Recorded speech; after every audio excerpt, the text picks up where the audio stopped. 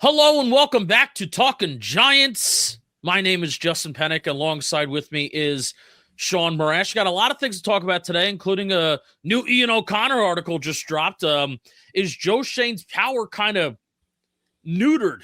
I'm trying to think of a better word than neutered. How about altered? But really, neutered is the one word that's come to mind, and that's kind of a harsh word. Is Joe Schoen's power kind of neutered within the Giants organization?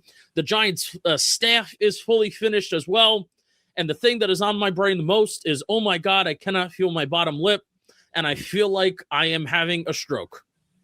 Justin, what is more neutered, your bottom lip or Joe Schoen?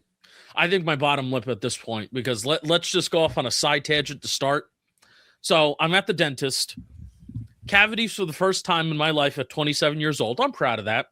Hey, you got to take better care of yourself, and it's been more than 6 months since I went. And lo and behold, I got cavities. So they asked me when I sit down, Sean, okay, how many are we going to do today? I knew that I had 3. They initially told me, oh, it ain't that bad. It's not that deep, blah, blah, blah. Like, oh, how many are we going to do today? I'm like, I've never had this done before. I don't know. So I said, I'll leave it up to you. But if they're not that deep, let's just do all 3. Okay. They're deeper than they think. They're drilling. It's unpleasant. It doesn't hurt. It's just a very smell. Do you get the smell? The smell didn't bother me. It was really What really bothered me was I got a sense of it was very cold and airy. Ah, yes. It's like a nerve feeling. Yes, that's what I got. And now my appointment was 2:00. It's 4:30 right now. I feel like anything with an F is bad. And then I wrap up, by the way, and they tell me, oh, we typically don't recommend doing all 3 in one day. And I'm thinking to myself, are you freaking kidding me? Are you kidding me? You said freaking pretty clearly there. Thank you. Are you kidding me? You asked me, I tell you, I've never done this before. Let's just get them all done, which I'm glad now that I got them all done. But they tell me afterwards, well, we don't typically recommend doing all 3 in one day. Really? Yeah, that's I guess they're trying to save you a copay in that spot, Justin. I'll take it and it's done. I don't have to take off of work. I had off because it was President's Day. Happy President's Day. Happy Daytona, post Daytona 500 Day. We'll talk about that at the end since I think you watched. But yeah, so if I sound like I'm effed up, it's because I am. I cannot feel my bottom lip. You feel was a little rough. Okay, well, there you go. Hopefully, we don't need any Novocaine to paint any bad Giant losses coming up this season. But my bottom lip feels like the size of Kim Kardashian's ass. That's a good one. You should have led with the pod with that. That's a good one. I thought Lewis about it. Hamilton will dig right into that, huh? Yeah. All right, wake up, babe. New Ian O'Connor article just dropped over the weekend. Now, before you set this up, can I just make a statement? Yeah. Ian O'Connor, who I thought did a great job with you a couple weeks ago on the pod. I know he was on with us on our WFAN show too, but like Ian O'Connor is this general sports columnist from New York that's been around forever. It just feels like he's on the John Harbaugh beat now, huh? I mean, there's like a new piece every 2 weeks with Harbaugh. I told him, because he even was pretty prevalent when Gettleman was being fired and that process was playing out towards the end of 2021. I told him, it's like, dude, you just appear. It's almost like we as a fan base put up the bat signal. Yes. And then you just appear with just really good information. Great. He got a kick out of that. He's like, I've never been called Batman before. But I think as a columnist, that's kind of like what he's not like he's not tied to any one thing. He's tied to whatever's popular and what will get him clicks, right? Which Harbaugh will and is right now. So it wasn't like this groundbreaking article, but it was breaking down the strenuous process of getting this staff together. It was a new interview, basically, with Ian O'Connor and John Harbaugh. They had another conversation.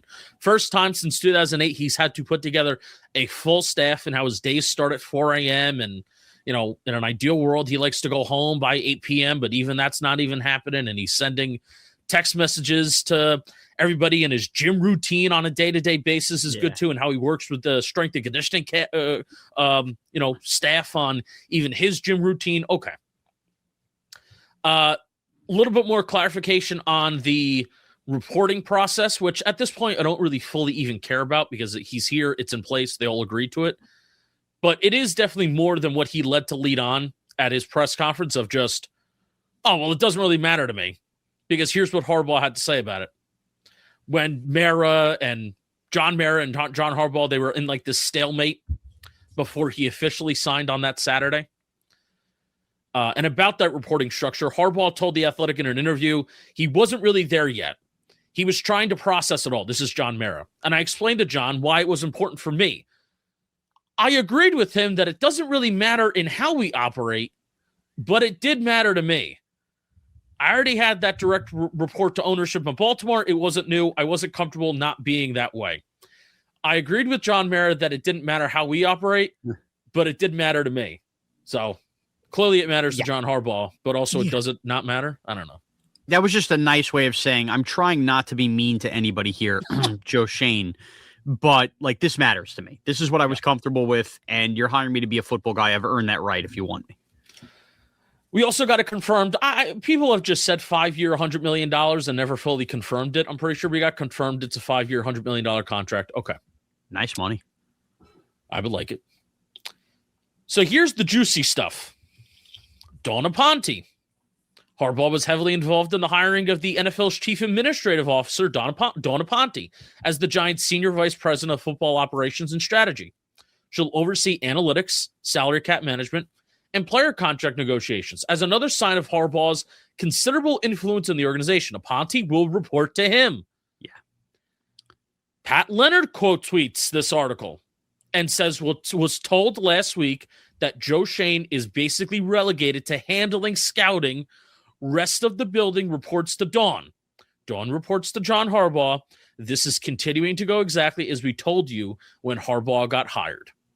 Okay, that's like, we knew that, like, we kind of all figured and knew that, all right, Joe Schoen and the reins are going to be pulled back on his influence and power. But this is like the first time that we're getting definitive, like, this is what his role actually is. Yeah, so I think it's fair to connect some dots from here before we just kind of do the dump all over what Joe Schoen's actually doing. First and foremost, Dawn Aponte, who had worked for other teams in the past. I know you did some background on this. I know we'll get into it. We're going to talk about her. We're going to talk about it. I don't want to go too deep in, but just think about it from this standpoint. Has a league appointed job. What was her exact title with the league again? I had forgotten. I know you just read it. NFL's chief administrative officer. Okay. I don't really know what that means or what that consists of, but I would venture to guess when you're a high up NFL employee like that, wouldn't you think, Justin, it's going to take a lot to draw you back into working directly for a coach and a team, right? Doesn't that feel like kind of like a cushy job in the league office that like you're not leaving unless it feels like special? No, I actually do think she has. I actually listened to one interview today that she did with Ari, that big NFL account. And Ari asked her specifically about, would you ever want to go back and work with a team? And because she's gotten GM interviews. Yes. I'm not ruling out that she wants to be a general manager of a team, but Sean. Okay. But like in Baltimore, after all the success that they've had, and they have so many people in so many different high-standing senior roles, right? And they have always, for 20 years, it almost felt like for 20 years, everybody stayed in the same spot. Why not Dawn Aponte staying here? And if it works out with Joe Schoen, why not Joe Schoen just remaining in his spot, where even if it's not this conventional, I'm the GM and I'm leading the charge, like, why not set up an infrastructure here where everybody does kind of just remain in their own kind of spots? And that's what I feel like. That's what I feel like this may be trending towards. Yeah, okay. And that could be, and maybe we're thinking along the same lines, but I'm just trying to have my own brain work in motions as I've thought a lot about this here. So clearly the job title she's getting was Kevin Abrams' job title. And we viewed him whenever we talked about the Talking Giants, right? Like even prior to me being on Talking Giants, we all did our own little ventures. We all thought the same thing about Kevin Abrams. He's, quote, what, Justin? I'm going to do what you do to me. He's very well respected. No. Paul, forget well respected. What is he? What kind of guy? He's a cap guy. He's the cap guy. That's the way we viewed Kevin Abrams. Now you read Dawn Aponte. She's clearly going to do all that, but this kind of feels like, to me, when you terms of free agency and trying to make it work, like John Harbaugh is going to identify the players he wants, and it's on Dawn Aponte to make the numbers work. Yeah. Which then leads me back to what the hell is Joe Schoen do? Right, which I feel like it's very ironic that I actually thought that Joe Schoen has done a decent job in every single area as being a GM except scouting. Very ironically funny. I would agree. I think trades, he's done a good job besides the draft day trades. The draft day trades since 2022 have been awful. Like the trade for Darren Waller, that very much did not hurt you. And at the end of the day, that was a trade for Kadarius Toney that got you Darren Waller and then Trey Hawkins, right? It was good process. The Darren Waller trade was good process. Yes. Terrible end result. Trades, like another trade, Boogie Basham was a bad trade, but it doesn't kill you. Isaiah Simmons was a very good trade, like a seventh-round pick, and he got 2 years, basically a vet minimum guy for 2 years who was a good special teamer and a good defensive player under Wink Martindale as well. Free agency. I don't think there's been any contract that's been handed out that has just killed the Giants. But has there been, like, Jermaine Illuminor is the biggest slam dunk free agent signing that I think that they've made. So sure, like, he hasn't crushed free agency, but also I give him credit where how many times do you see GMs get crushed by free agent contracts that they give out? I think Joe Schoen understands what free agency is. It's a Band-Aid. You're not going to fix your football team by what you do in free agency. So through a lot of different areas, I do think Joe Schoen has done an okay job being a general manager outside of scouting, which now apparently, according to Pat Leonard, that is what he's kind of heading. Now, there could be a better way of framing this. Pat Leonard has been out to get Shane and Dable now for years, and this could be like a passive-aggressive, like, let me just give the most minimal assertion of what Joe Shane's doing, with some truth behind it, of course. But also, nobody else, like, I think I give credit to Pat Leonard with this. It's bad. Like, and I don't. No, it is. He didn't sugarcoat it. He's out to get him. You could say that he's out to get him. I don't necessarily think that's true, but I give credit to Pat because he's always going to tell us what he knows when a lot of other people are afraid to tell us what they know to kind of save relationships that they have. I want to make one thing clear. I think there's an element of Pat Leonard gets a bad rap from that. Like, he tells you what Giant fans don't necessarily always want to hear. But then there's also the side of it is, while he's doing that, he could, and I love Pat. I genuinely do. I think he's a good doc. I think he could become a bit of a pouting baby. Like, he led this whole crusade. He got Dable out. Shane didn't get fired. Now here we are. Dawn Aponte's here. Harbaugh's here. He is going to go above and beyond until the eventual day Joe Shane's not here to take shots at what he actually does. That's all I'm saying. Yeah. Because, like, he's already set the groundwork. Like, he burned his Joe Schoen bridge. You might as well just burn it all the way down to the ground. But to that point, it's fair to say if he's the direct, like, basically handling, like, he's going to, all those scouts, I guess, will answer to Joe Schoen, who will answer to Dawn Aponte, who will answer to John Harbaugh. Like, clearly Harbaugh is going to work in collaboration with Dawn, I guess, with Joe in terms of free agency. And then when it comes to the draft, here's where I think Joe Schoen is still going to wield a little bit of power here. I think John Harbaugh, and he made light of this on the Mike Francesa podcast, is the highest John Harbaugh has ever picked in a draft since, in the first round, or since the Eagles took Donovan McNabb and he was an assistant. Oh, wow. Like, he said this. Like, this is crazy. So I think he's going to have a big say in that number 5 overall pick. I think after that, sure. I think those rounds beyond it, it's not that John Harbaugh's not making the pick, but I do think Joe Schoen will still have influence in the rest of the draft in terms of, like, John Harbaugh's going to have to be sold on guys, but Harbaugh's going to be the one presenting the dinner at the table. Yeah, 100%, because at the end of the day, now that especially that Harbaugh is just taking a breath after hiring the staff, Harbaugh is not going to be scouting 300 players in this draft. No way. But that's why you have your scouting department. Like, that's literally why you have it. So day 1 and day 2, John Harbaugh directed.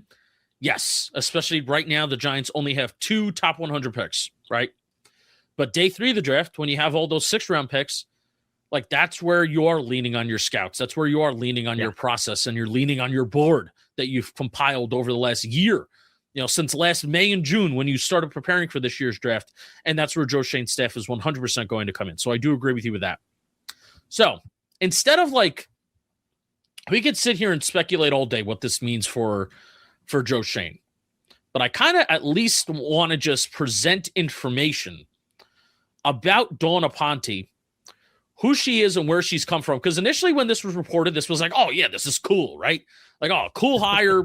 Hire was made on like Women in Sports Day 2, which I found to be cool and significant. Between Megan Rosberg and Dawn Aponte, I've been kind of getting a little bit fascinated about all the kick-ass women that are kind of in sports and in football in particular, and their roles that they're taking on. That's neither here nor there. Laura Young was also really a kick-ass person too. Brian Dable's like right-hand person over the last couple of years, and it seems like Megan Rosberg is going to be that type of person for John Harbaugh as well. She was like on like the whole staff sheet that the Giants put out last week. But Dawn Aponte, I kind of want to just give you what she's done in the past, what's been written about her, what others have said about her, how like Mike Tannenbaum has gone out of his way to call her like an amazing worker, and she's grinded and she lets her work speak for herself, as my bottom lip is struggling right now. You're okay, buddy. So I kind of want to give you that information. First, I want to start off with, what did she do in the NFL league office? So she was there for like the last 9 or 10 years, the NFL's chief administrative officer. Yeah. A lot of work. Her in-season work typically looked like expansion of the league, like international games and how can they expand the league. Oh, she was in charge of that? I hate her now. Yeah. That's it. Oh, wow. Okay. I'm just kidding. Too much, though. She did a lot of work. This is significant. She did a lot of work with playing surfaces. Ooh, okay. And getting fields ready for those international games as well. A lot of her attention, a lot of focus was spent on that. But her off-season work is what really intrigues me the most in terms of what does it mean for the Giants. She said this is a quote from her Ari interview that she did. In the offseason, we tend to focus on competition committee, review the data from the season. It helps us inform rule changes, policy adjustments, and then just the general overall operational improvements. And then recently, I took over player health and safety, which includes player protection, equipment standards, field surfaces, along with some other strategic initiatives and research efforts. So I don't think, and even from what Pat Leonard had to say, from what Connor had to say, like this is not just going to be, she's just going to do contracts and things like that, because she's literally worked for a very long time, not just doing money in CBA and balancing books and things like that. And important to note, what are the Giants getting done right now? That was a big story at the Harbaugh press conference when we all had to freeze our asses off and walk all the way around. The entire facility, weight room, fields, practice, all of that stuff is being done. You cannot tell me when he looked at the blueprints and kind of said, all right, let's get going on all this, that she wasn't consulted at all if this was kind of the going down the road of where she was going to be hired. And throughout her time working with the league, which this was like, I think, her second stint with working with the league, because even from 2006 to 2008-9, she was the league's management council as vice president of labor finance. So again, that's where you're working with, the collective bargaining agreement and collective bargaining strategy. So she was kind of like the liaison between the NFLPA and the league. So this role seemed to be more widespread. And I like that she has access to so much data. She had access to the Giants and John Maris saying, with our data and our numbers and how we're looking at things, and we're not one of the more injured, our turf is no more dangerous or injury prone than any other team in the league. Okay, well, that's the Giants saying that. Right. I like that she's had the perspective of talking with all 32 teams and every club, and everyone is telling her concerns about their concerns about this, their concerns about that. I mean, I have to imagine that working in the league office, that all people would sometimes want to do is just complain to you. Yeah, you get a little bit of everybody's bitching secrets. Right. So that's what I really like from that overall perspective, right? But her main strength, Sean, is that she has been working with the cap literally ever since it's been developed. She started off in 1991 with the New York Jets as like an intern, an accounting intern. And then I think they made up a new position for her as like an analyst or an accountant. Like they made up like a new position when she first started with the Jets. So she was with the Jets in 1991. The salary cap was implemented in 1994, where the cap was just $34 million in 1994. Now it's incredible. It's over $200 million. It's incredible, the growth. Incredible. So I want to give her, this is pretty cool too. She has a Bachelor of Science in Accounting from Delaware, CPA, earned an MBA in Finance and Management from Wagner College in 99. And then she also is a member of the New York State Bar. Do you So think she originally, signs? I guess I didn't realize this. She originally from New York locally? She is from New York. Yeah. Okay. Starts with the Jets as an intern, Wagner, like you're mentioning all that. Do you think she signs her emails Esquire, ESQ? I would. Why wouldn't you? Isn't that the whole point? I also do think that's a huge part of why she took this job. I think her kids are probably grown by now, based on what she had to say in her interview with Ari. But still, I can imagine New York league office and then kind of just still being in the tri-state area with the Giants. I can imagine that's also what made this job very intriguing, is that, hey, if you were to take that Chargers GM job, let's say she gets offered and she takes it, you got to move across country. So you can still stay here with your family and still stay stable. Her husband's also a teacher. How do you like that? Boy, how about just like a regular old like teacher in a school district? I don't know where and I don't know what level, but she did talk about. I find that fascinating as somebody that's married. You're a school teacher or maybe you're a professor, whatever. Your wife works for the NFL. Now she's working for the New York Giants in like a big time role. Like that's crazy. Did talk about how he was kind of like the, not to, use the gender terms of he was kind of like the stay at home parent. Yeah. He really was. There were, he was the one that kind of had to sacrifice some things as she has moved up and gone here and there. Like even in 2009, she was with the Browns and then she goes to the Dolphins and then goes back to, New York in the league office. So he has been the one to kind of take care of the family and allow her to make some do what she kind of needs to do. Yeah, so. That's great. That's great. I love that. I need to. So now I want to get to the juicy stuff of her time with Miami. But before then, we got to take an ad break because today's episode is sponsored by Hims. I really should make you read the ads today. But ED is more common than you think and simpler to treat than ever. Through Hims, you can connect online with the licensed provider to access personalized treatment options discreetly and on your terms. You shouldn't have to go out of your way to feel like yourself. Hims brings expert care straight to you with 100% online access to personalized treatments that put your goals first. This isn't a one-size-fits-all care that forgets you in the waiting room. It's your health and goals put first with real medical providers making sure you get what you need to get results. To get simple online access to personalized, affordable care for ED, hair loss, weight loss, and more, visit hims.com/giants. That's hims.com/giants for your free online visit. Hims.com/giants. Featured products include compounded drug products, which the FDA does not approve or verify for safety, effectiveness, or quality. Prescription requires see website for details, restrictions, and important safety information. Actual price will depend on product and subscription plan. I think I killed that. You did kill it. Now, real quickly, pop quiz for you, Justin. What does ED stand for? Erectile dysfunction. Good for you. Good for you. I mean, sheesh. If I'm reading a Hims ad read. Of course. I knew you'd have the right answer, but I just wanted to hear you say erectile dysfunction. And if you get a boner that lasts for a long time, don't call a doctor. Have fun. All right. Yeah. Use it. All right. Her time with the Dolphins. Okay. So, as a reminder, Joe Schoen was a national scout with the Dolphins from 2008 to 2012. He was the assistant director of college scouting in 2013. And then he moved up to be the director of player personnel with the Dolphins from 2014 to 2016. That very much is in line with Dawn Aponte's time with the Miami Dolphins as well. So her title with the Dolphins, it kind of changed as time went on. But first as senior VP of football operations, then executive vice president of football administration, effectively running the cap, contracts, and CBA mechanics while working alongside GM Jeff Ireland, and later reporting directly to owner Stephen Ross and executive vice president Mike Tannenbaum. So Tannenbaum, between her time with the Jets, really liked her there, kind of took her to Miami. Now, I'm going to read you.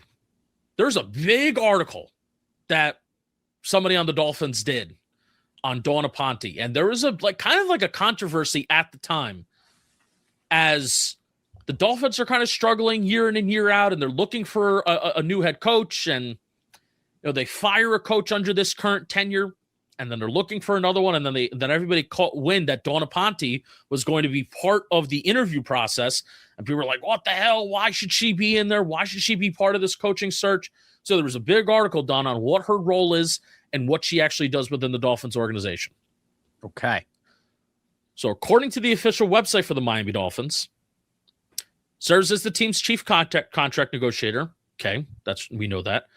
Responsible for overseeing day-to-day management of the football business and administration operations, including management and strategic planning of the team's salary cap and financial planning, negotiating, drafting player and football-related contracts, the football operations budget, and labor relations issues, while also maintaining and cultivating the team's relationship with the NFL and its member clubs.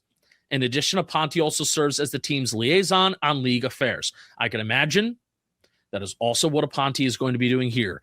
Right. The fact that she's worked so long with the National Football League, over 10, like 15 years, she's worked with the NFL league office in some way, shape, or form. She knows the CBA like the back of her hand because she's probably been sort of part of so many negotiations.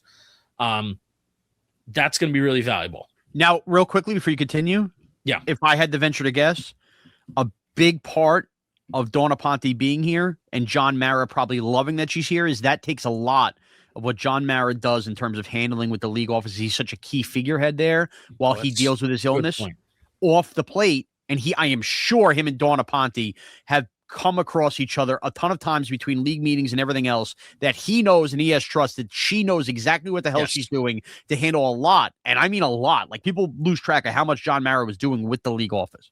Yeah. Anything that has to do with football operations, and I'm still reading from this Dolphins article, anything that has to do with football operations, Aponte is involved in. This includes scheduling, logistics, travel plans, staff management, and so much more. When a head coach, and then they're talking about within the context of interviewing head coaches, when a head coach candidate comes in with this plan about the offseason program, how he wants to travel for games, what kind of programs he wants to implement, Aponte needs to be there to let the candidate and the others in the room know whether or not this can work in Miami based on financials, facilities, and more, including the CBA. Okay. So making sure you're not violating anything right at all with that. And even like when a coach, in the case of Miami, when a coach has a vision for, I want to bring in this player in free agency and be this aggressive, she can sit there and be like, well, no, that's not actually feasibly possible. Right. We can't. I got to be the bad guy here and tell you that that's not possible. Just real quickly, just not to think of kilter. What years was this in Miami? It was prior to 2016. Were we talking Adam Gase era? 2010 to 2016. Okay. Joe Philbin maybe too. Okay. Yeah. All right. So just curious on that in the back of my head. That's what I have on what her role was kind of in Miami. Again, like she knows everything and anything. That's the bottom line. Anything that has to do with this league, she is inside and out, all over it. When it was initially made, kind of just sitting there being like, all right, Kevin Abrams, handle all the contracts, handle all this, handle all the money. And I don't think that's just going to be, I mean, we know that that's not just going to be the case. Well, can I just give you right off the bat what I like about this over Kevin Abrams? Yeah. You mentioned going way back when. Starts with the Jets, accounting 91. The cap comes in at 34 million in 94. She watches it grow, then has to handle, the cap, the CBA, all this stuff in Miami, then works in the league office. You know what's great about Dawn Aponte that gives the Giants a jump start over any other team? And something that there's no way that I have trust that Kevin Abrams was good at. She is going to anticipate the proper cap growth and what to hand out to players along the way. Like, how we always scream and yell, how do the Eagles get away with these void years and everything else? And it feels like the Giants are like 10 years behind the times. Dawn Aponte, I got to think with all of this knowledge base, she, and being good with these numbers and graphs, like she's going to know the proper evaluations and valuing and anticipate probably what the next 10 years of the league even looks like when handing out numbers. And I think that's like a sneaky underrated thing that the Giants have in their back pocket. And I think she's really valuable, could be really valuable when it comes to things like rule changes, the quirks of the schedule, roster mechanic loopholes, game day operations. Because I think she knows like the league's intent and the ways clubs can try to like game the game or like get an edge in some way. I'm sure she's seen certain ways that maybe the league has had to discipline when teams try and cut corners. Or you don't think, as she's taken some GM interviews, you don't think that maybe she's tried to figure out ways to gain an edge herself if she were running a team? So yeah, I don't know, man. Think about everything that comes into play whenever we break down the final roster cut down. We get to that 53, and then it's a new 53 within 3 days. Like that little time period there, I'm sure she's going to be great at the practice squad elevation stuff, how to handle it, how to game it, when do you run out of elevations, how do you stash it, like all of that stuff. I think will just be handled so much better than the Joe Schoen era had been handled. Yes. That is one thing that I guess we forgot to critique. Yeah. When also talking about, I just don't like Joe Schoen's done a fine job besides drafting. It is the game day management stuff, 100%. Game day management might be the worst part of what they have done. But I don't know if that's what she's going to fully do, though. Like, no. But it's not what she's going to fully do. Like, just reading between the lines. Yeah, she's kind of like the emperor up there. That she's going to have a power voice that John Harbaugh values. John Harbaugh clearly is going to be very smart to a lot of this stuff too, but he wants to focus on the football. And this is all like a prevent to make sure Joe Schoen is not the one making these mistakes again. Yeah. Mike Tannenbaum has also described her as someone who is willing to push back on coaches and GMs when certain ideas don't pan out, or if they don't make sense, if they don't feasibly make sense. Well, she is somebody that will push back too. So that's needed. You don't want to be walked all over and feel like somebody just has a voice that's never challenged. That usually isn't good, even if the voice is good. Yeah. Don't love the idea that Mike Tannenbaum's the one vouching. He seems like an absolute moron when it comes to the NFL these days. Yeah. You take what you can. Yeah, there's sometimes where he says stuff in the media, or he just says stuff on Twitter. It's like, really? Man? What is wrong with you, dude? Him and Mike Lombardi, they were made for each other. Louis Riddick too. Yeah, another one. How are you? Correct. How are you getting interviews for GM jobs? Well, you realize why none of those three are GMs again in the NFL. All right, that's a lot on Dawn Aponte. Probably more than it's not more than we needed to. I think this is really important, and I think it's important to know. So, Justin, as somebody that does both the giant content creation, podcasting world, and sports talk radio, I could tell you that that's the exact kind of conversation that belongs on Talking Giants. Yes. Because I will never get to that deep a detail in WFN and stuff that the Giant fan needs to know. And I think this is an important hire. Like, if I could just summarize this too, this isn't just a throwaway, hey, let's hire Dawn Aponte. You never hear from her here again. Like, you listed all that stuff and all the NFL credit she has. These little things add up to how an organization is properly run. And for a long time, forget the coaching aspect, forget the mistakes made by the roster. Like, the Giants just come up short in so many of these areas, and that adds up to wins and losses on game day. So she seems well more beyond competent. That was a terrible way to phrase that, than the Giants probably deserve. All right. So anything else on Dawn Aponte? Like, is there anything that you've heard on your front of what kind of people have told you that's anything like that we haven't brought up? No. Like, that's my honest answer, no. And you know me, Justin, sometimes I get a little drip here, a little drab here. Maybe it's a good thing that I'm hearing way less from, like, the Harbaugh-led Giants since he's taken over. It's annoying. But, yeah, the only thing I have heard on Dawn Aponte, and I am going to use the words that we cringe at, well-respected, and this comes from people outside the Giants. Like, a lot.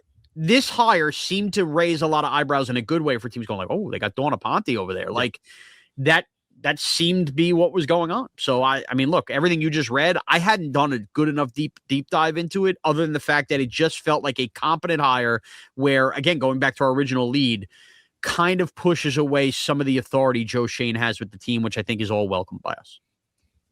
All right, Giants have also completed their staff. Well, sort of. Sort of. It's now incomplete again. What happened? Who left? Did you miss this? Yeah. Oh, boy. My breaking news to Justin. Our assistant D-line coach we just hired has now left to become the defensive backs coach. Oh, that's right. Matt Robinson? Yeah, and by the way, it's not a big deal, but it's just funny to say the staff was complete, and then they've already lost a coach. The major positions of note. All right. How about that? Non-assistant titles are complete. Listen, we're getting in the weeds here, Justin. I'm just giving the people, you don't want people clicking this podcast going, staff's complete. Now it's not complete anymore. We're not going to go through like every single person, because sometimes there's not a lot to pull on, like specific. Oh, here we go. Specific. There you go. Coaches. I talked about it on a Friday live stream, but we haven't talked about it. Brian Callahan was hired as the quarterback coach. What are your kind of big picture takeaways from that? Okay, so the first thing I will say is, again, I felt like Brian Callahan was met, and it's probably a vocal minority that exists on social media with this negativity because of how disastrous a head coach he was. Again, I come back to the idea of he's not here to be a head coach. He's here to be a quarterback coach. He's not even here to be a coordinator. Exactly. Now, well, yes and no. He's the pass game coordinator, which is interesting because when they hired Greg Roman, he wasn't given the official hire of run game coordinator. So I found this interesting that they went out of their way to name Callahan a pass game coordinator. And maybe that was just an added title they had to give him so he would take the job as quarterback coach. Now, obviously, in the weeds, his father is a well-respected, longtime offensive line coach, former head coach. And this is what I like about Brian Callahan in the quarterback coach role. Worked with Matt Stafford closely in his early years in Detroit under Jim Caldwell. Obviously worked when John Gruden came back with the Raiders in that room, learning, and say what you want to say about Gruden. That's a good quarterback sponge to be around. And then, of course, is around Joe Burrow. And as we know, he didn't call plays there, and Zach Taylor got a lot of the credit. It all comes apart when he's clearly not ready to be a head coach in Tennessee. But from a quarterback standpoint, you learn things along the way. Stafford, Gruden, Burrow, good people to be around when being around Jackson Dart. My only worry with Brian Callahan is when you give him a title of pass game coordinator and Greg Roman's a senior offensive assistant and Matt Nagy is sitting there as the offensive coordinator, it doesn't feel like these three have like cross paths a ton. And I know John Harbaugh is a CEO type. Does it become too many cooks in the kitchen of guys who had more prominent jobs than the ones they have now? And they are like, especially Roman and Harbaugh, you have on one side. And then Nagy and Callahan, I think philosophically have a shared interest on the way that they run offenses, right? Yes. Feels like it's very different. It is different. And I like it. I like it because it is different voices and different ideas and different opinions and things like that. Well, and each other's weaknesses have a strength added to it by the other. Yes. So that's definitely one way to look at it as well. And that's the, rose-colored glasses option that I am taking right now, because especially as we have concerns about Matt Nagy's run game, that's why you bring in a guy like Greg Roman. Well, you have concern about a guy like Greg Roman's passing game, and I guess even Matt Nagy to a certain extent, he can get a little too cute at times. Well, then you're bringing in Brian Callahan that's been around, Zach Taylor for so many years, and you mentioned the other stops and the other places that he's been to. Then you're going to bring in Brian Callahan, who, man, if there's one thing that you feel great about what the Bengals have always done, and Zach Taylor, it's his ability to design a pass game. Again, I think I said this the second that Nagy was hired, and then you bring in Greg Roman, and then my curiosity with their overall vision for personnel is continuing, Sean. Harbaugh and Greg Roman, 12 personnel, 13 personnel, utilizing a fullback, being heavy, right? Brian Callahan and Matt Nagy, 11 personnel, shotgun, spread the field out. Two very different thought processes there, right? Yes. And we're going to start to get that answered in free agency, whether a fullback is a guy like Patrick Ricard or another fullback is brought in, right? How heavy are you going to go offense line? How heavy are you going to go on blocking tight ends and 12, 13 personnel, things like that, right? We're going to start to get those questions answered in free agency, or do they go more heavy on wide receivers, right? Heavy on some of the smaller wide receivers. I don't know. I obviously my answer is just being the best of a blend of everything. I would prefer if they do bring in Patrick Ricard and go heavier in that direction, because I think that's kind of where the league is trending back towards right now, being a little bit more physical, being a little bit more run heavy. You can throw out of these heavy formations and then get big plays that way. I'm a huge believer in that. But this offensive staff is quite fascinating. I mean, just take these three guys. I'm going to expand this as well, right? Mm-hmm. Matt Nagy, Brian Callahan, and Greg Roman. When you look at their coordinator / head coaching experience, Matt Nagy has been an offense coordinator / head coach, a total of 8 years of experience there. Right. Brian Callahan, a total of 7. Greg Roman, a total of 12. Crazy. That's 27 years between the three of them of coordinator / head coaching experience.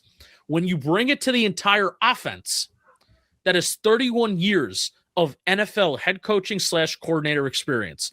When you include the college game, Willie Taggart, head coaching and coordinator experience, Mike Bloomgren also being part of that. Willie Taggart, 12 years, all years as a college head coach.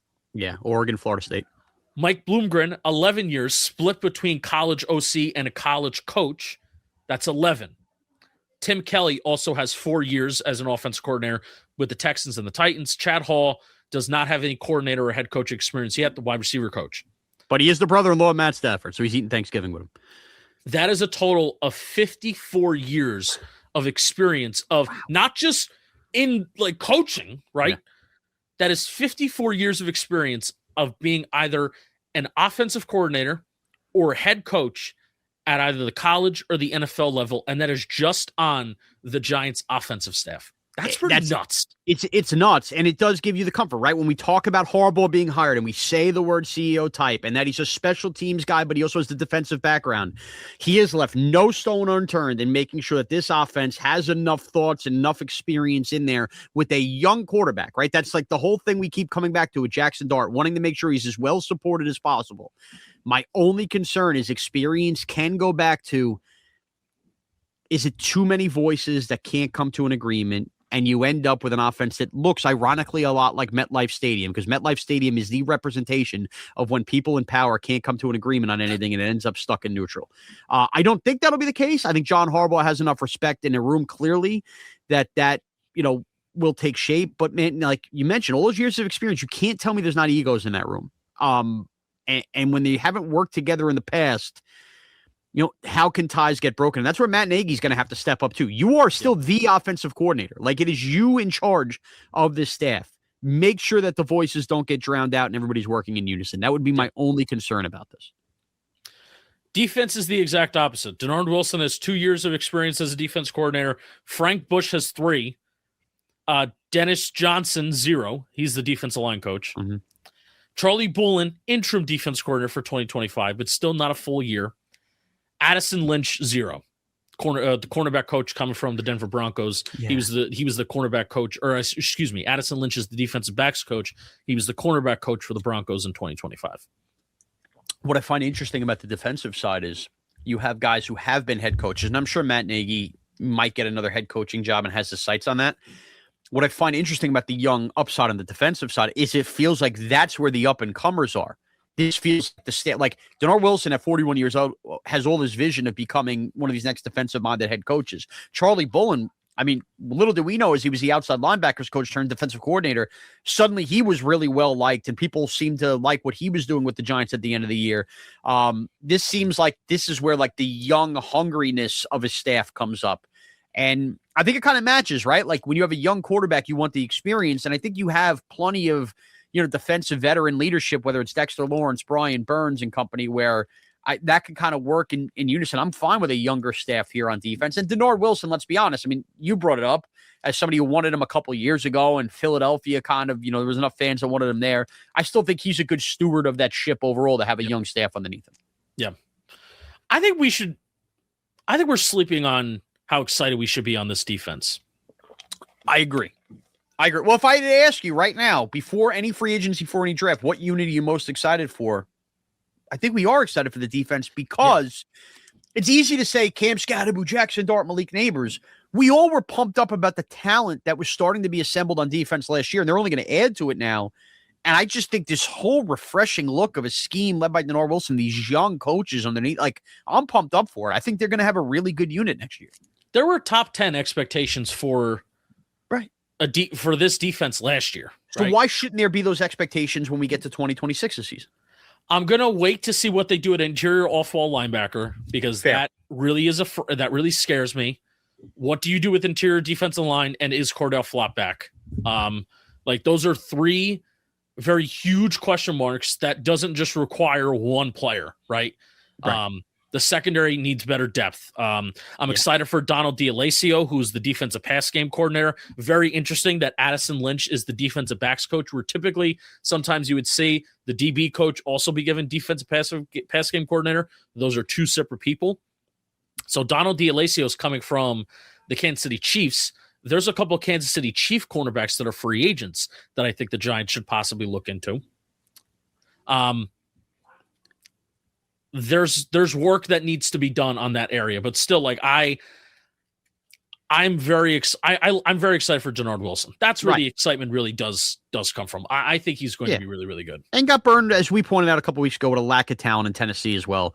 And Justin, here's the thing. You're right. Like, we have to wait and see what they do at linebacker and corner and all this. But the one thing we know, the Giants are adding to this room. And whoever they add, like, we may be like culture shocked at first if it's not Cordell Flott or like some of the names we know, because this is clearly a new regime outside of Joe Schoen that's going to want their players and coming all these different guys that they've taken off different staffs. Like, I'm excited to see what that entails and who's coming from where. And I'm confident they're going to add. This is going to be a reputable 11 to 15 guys on the defensive side of the ball next year, and I'm pumped for it. Yeah. When do we start calling it this year, by the way? When do we change over that? After the draft? I think after the draft. That's fair. Okay. After free agency. Maybe. It'll be natural. Dude, we're 3 weeks away from free agency. It's crazy. I just made the Dale Earnhardt meme of Daytona 500, son. That just means that we're above Super Bowl, son. That just means we're 1 week away from the Daytona 500. I saw this. We're 7 months away from John Harbaugh coaching the Giants. I said Daytona over, son. That just means we're 7 months away from seeing John Harbaugh's Giants play football. I love that. Here. That's great. There you go. I'm pumped. All right, we got one more ad read, and then Cinco de Five-oh is going to be a new segment that we are starting. I never heard of it. Cinco de Five-oh is brought to you by SeatGeek. The MLB offseason is nearly over, which means spring training and the World Baseball Classic are around the corner. Jolly Olive, Chris Rose, Dan Rourke, Rob Sirocco, all at Padres camp and another team that I can't remember. And not to mention the NBA and NHL, and even the World Cup is coming up this summer too. I saw the commercial for the World Cup where all the soccer balls are in the Hudson River. Sean, you should pick one up and lick it. Which is why I want to give the sponsor of today's video, SeatGeek, a huge shout out, because with over 35 million downloads, SeatGeek is the #1 rated ticketing app in the world. I'm going to Charlotte Motor Speedway Memorial Day weekend. I'm going to Dover Motor Speedway the weekend before for NASCAR. Go see a NASCAR race. I used SeatGeek to get my tickets, and I use code JOHNBOY10 to get 10% off those tickets. And that's 10% off any tickets with promo code JOHNBOY10. Make sure you click the link in the description to download the app. And you can have the code added to your account so you can automatically use it later. I'm also going to see Charlie Puth. And then all those things are happening around the same time. Dover, Charlie Puth, and then Charlotte. You're not going to Watkins Glen later this summer? It's a bad job. I don't like no road courses. Why not? No right turns. Okay. You're a left turn only guy. I'm a left turn only guy. Hot take. All right. We got a Cinco TGO. Maybe we'll call it that. Yeah. What is it? Tell people if they don't know. All right. So on our show, we do. It's a list. I invented making lists. Nobody ever does this in radio whatsoever. Right. Nobody. Count it down. And the point is, it's up for debate. It's something I'm putting out there, and you could debate the order, debate if there's omissions, or debate, the merits of it. And a lot of people always seem to like it, but they secretly hate it, and then they secretly like it again. So it seems to work. So we're going to bring it here, and we're going to make Giants-related ones. Now, Justin, a couple of the ones I was going over. Why don't you kind of quarterback it? Which one do you want me to rattle off here? The biggest. I want to talk about like the league. Like all right, do you want me to do the team one? Yeah, the team one. All right, so here's my thoughts, talking Giants listeners. We know that we whisper, oh my God, are we going to be good again? Are we actually going to be relevant? How about we dream big for once? And I'm not talking about Super Bowls or anything. I think it's fair to say if we're not playing playoff football in the next couple of years, the John Harbaugh era has already been a disaster. So let's not think like that. So I'm here anticipating the league. And we all remember the Eli days, the games, the Packer games, the Niner games, the Cowboys in 07. How about the top 5 most likely next classic playoff rival? And obviously the later 80s, early 90s, they'll have something to say about that too. So here we go. You ready, Justin? I'm ready. So this is the top 5 most likely playoff rivals for the Giants in the John Harbaugh era. Yeah, it's soon to be. All right, here's number 5. I'm putting the Seahawks on there. They deserve credit. They're a Super Bowl champion. I don't think that they're going to become some kind of multi-time Super Bowl champion, but that defense can stick. Darnold's still young. And let's be honest, the Giants and Seahawks have had some wild games in the Brian Dable era. I could see Giants and Seahawks having a couple fun playoff games in coming years. That's number 5? Number 5. Like Mike McDonald versus John Harbaugh is number 5? Number 5. Now, hear me out. Like, there's going to be reasons for that. I also am putting it 5 because while they should be relevant and be in the mix, I also find them still very unsexy as a franchise. Like when the Giants play the Packers, and you know what I mean? Those are just classic. All right, number 4 for me. I'm putting the Washington Commanders here. Now, the old school Giant fans, Justin, before we were old lads, will tell you about the Giant Redskin rivalries, the late 80s, early 90s. And you were like me, even though you're younger than me. We grew up where, like, the Cowboys and Eagles mattered way more than the Redskins to us. They were kind of like that extra team in our division. But, like, they were in an NFC championship game 2 years ago. Jaden Daniels is a promising young quarterback. I'm not just throwing away the Commanders because they had a bad year and they got older in free agency. Wouldn't it be fun if maybe the script was flipped and it's Giants, Commanders playing playoff games out of the NFC East and not the Cowboys and Eagles? You think the Commanders still have postseason promise in front of them? Because of the quarterback. I believe in Jaden Daniels, and I still think this is a quarterback's league. That's why. I agree. Dan Quinn, I don't know. Matt Peters got some big questions still on how he's organizing that roster. Dude, I totally agree the concerns about Washington. And I'm not making this about just 2026. Remember this. This is going to be in the coming years. I like Jaden Daniels, I refuse to believe is just going to go away after that one rookie year, and now he's going to fade back. It's a quarterback's league. So I'm including the Commanders on here. We play them twice a year. All right? Here we go. So now we see where Justin's anti that. Number 3. How could this team not be on there? It's the easiest one. The 49ers. In what world is the Kyle Shanahan era ever dying here in San Francisco? They're inevitable. They're inevitable. Now, they may not win a Super Bowl. They have as long a drought as the New York Rangers do, 1994, since winning it all. But they're in the playoffs either every year or every other year. And the Giants and Niners have a long, storied playoff history. Let's get the next era started with a big playoff game. All right? I like that. Justin likes it. Number 2, the Eagles. The freaking Eagles. We've had our hearts stomped on them for so long. You know, there was a time where the Giants and Eagles played playoffs prior to 2022's playoffs. David Akers burned them, obviously, that one year in 06. 08, you had the terrible loss. How about the Giants beating the Eagles in a couple playoff games? Wouldn't that be fun? And again, you may argue Jalen Hurts. You may argue at some point they're going to pay the piper on the cap. I still think the Eagles are knocking around the next 5 years. Let me get another Giant Eagle playoff game. And wouldn't it be great ultimately to end the Nick Sirianni Eagle era at some point? Like, really, you know how every team has that, like, comeuppance where, like, that era just ends? The Giants could be in line to do that in a playoff game. That may be close to happening. Depending on the health of this offensive line for the Eagles, I agree. That may be close to happening. I agree, but I still trust Howie Roseman. That's why I'm not burying them quite yet, and I'm putting them on the list. And number 1, the number 1 team. Here's my bold prediction, Justin. I think the Giants I'm going to call in the next decade. Can I guess? Yeah, I think they're going to play this team multiple times in the playoffs. It's just an itch I've had. I'm going to guess. Okay. It's either the Bears or the Packers. I'm going to go, if you know me, you know I love the Packers as a team. But also the Bears is like America's team right now. I am going to go with the Chicago Bears. I think that's going to be your number 1. Number 1, the Chicago Bears. Yes. I believe Giants-Bears is going to be the next great NFC rivalry. I believe it. There's just something about it. The Bears, I was a doubter before the year. I was a doubter about Caleb Williams, even at moments throughout the year. They proved they belong. And Justin, I am in the midst of rewatching games, as I always do, from the season. I'm like big on that. Even like the brutal losses.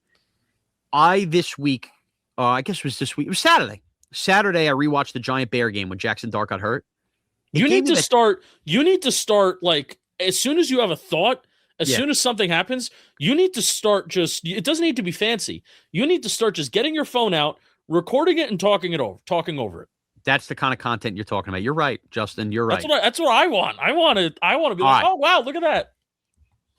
That was so. Now that the years passed and we know John Harbaugh is a Giant, and that was the game Dable got fired in. So, like, there was so much negative that happened that day. The weather and all of it. Dart got concussed, right?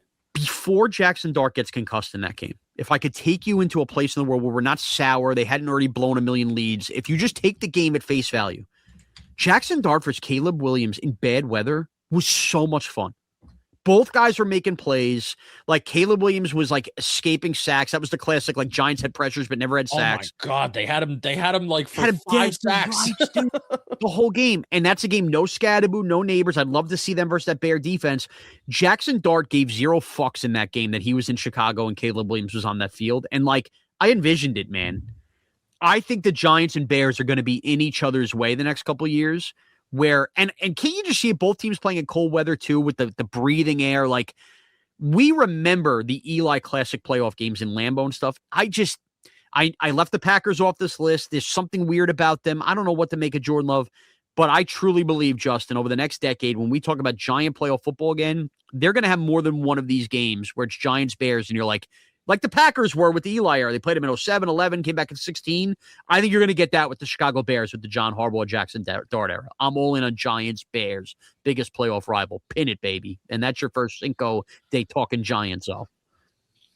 It was 17-10 at the end of 3. Fun game. The score doesn't tell it. It was a fun game.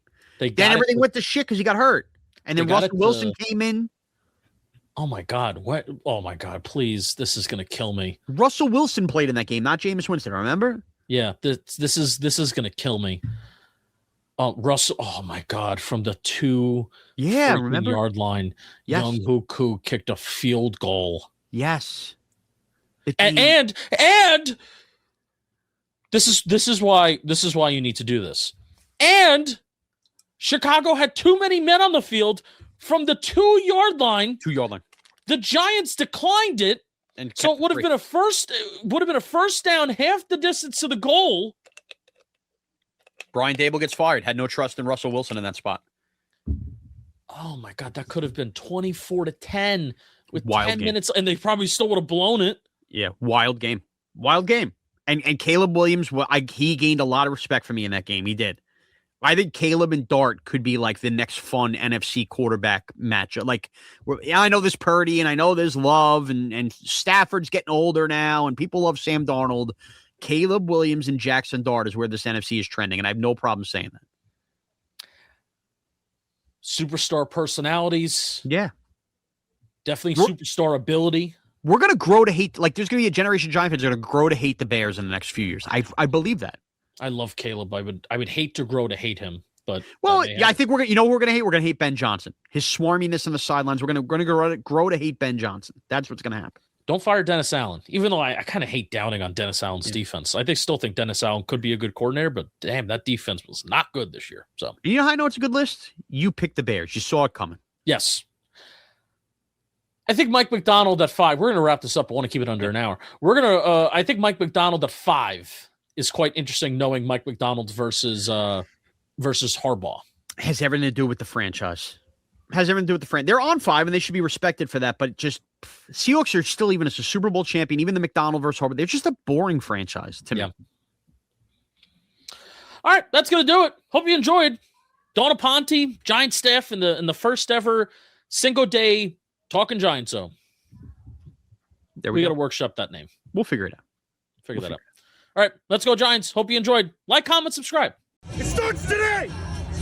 Let's go Giants! We woo!